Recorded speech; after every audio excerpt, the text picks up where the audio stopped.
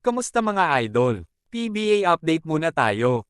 Hindi na matutuloy pa ang plano ng Converge na kunin si Chris McCullough bilang import para sa PBA Commissioner's Cup. Sinabi ni FiberXers Deputy Head Coach Charles Chu na pinili ng 6'8" na dating NBA player na maglaro sa ibang bansa sa halip na magkaroon ng pagkakataon para makabalik sa pinakamatandang professional league sa Asia. Ayon kay Chu, mas pinili daw ni McCullough na maglaro sa Indonesia kung saan mas malaki daw ang natanggap niya na offer doon. Matatandaan na sa Indonesia din naglaro si Noy P. Justin Brownlee bago siya bumalik sa Barangay Ginebra. Si Chris McCullough daw talaga ang orihinal na plano ng Converge na kunin bilang import at hindi totoo ang lumalabas sa mga balita na si Dwight Howard o DeMarcus Cousins ang kukunin nilang import. Ang paglalaro ni C-Max sa Converge ay magiging reunion sana sa kanila ni Head Coach Charles Chu matapos magsama ang dalawa sa huling edisyon ng Jones Cup kung saan nakuha ng Strong Group Athletics ang kampyonato. Ito din sana ang pinaka-inaabangang pagbabalik ni C-Max sa PBA kung saan binigyan niya ng kampyonato ang San Miguel Beermen noong 2019 Commissioner's Cup.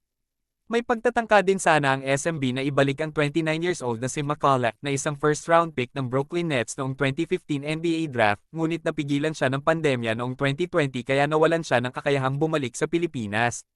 Sa halip nga na bumalik sa PBA, mas pinili na lang ni C-Mac na maglaro sa P-League kung saan naglaro siya sa New Taipei Kings sa loob ng 3 taon.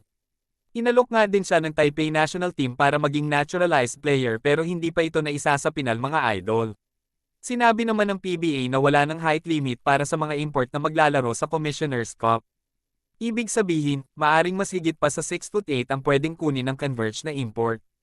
May plano na kaya silang alukin si Dwight Howard na maglaro sa PBA? Matatandaan nga na binatikos ng husto ni Howard ang PBA dahil sa height limit na ini-implement nito para sa mga import na maglalaro sa liga. Sinabi ng former NBA player na gusto niya din sanang maglaro sa Pilipinas kung bibigyan lang siya ng pagkakataon. Hindi lang din alam ng mga PBA fans kung seryoso ba si Howard sa kanyang sinabi o isang biro lang. Naglaro si Dwight Howard sa Strong Group Athletic pero nabigong mabigyan ng kampyonato ang koponan matapos matalo sa Dubai International Basketball Championship.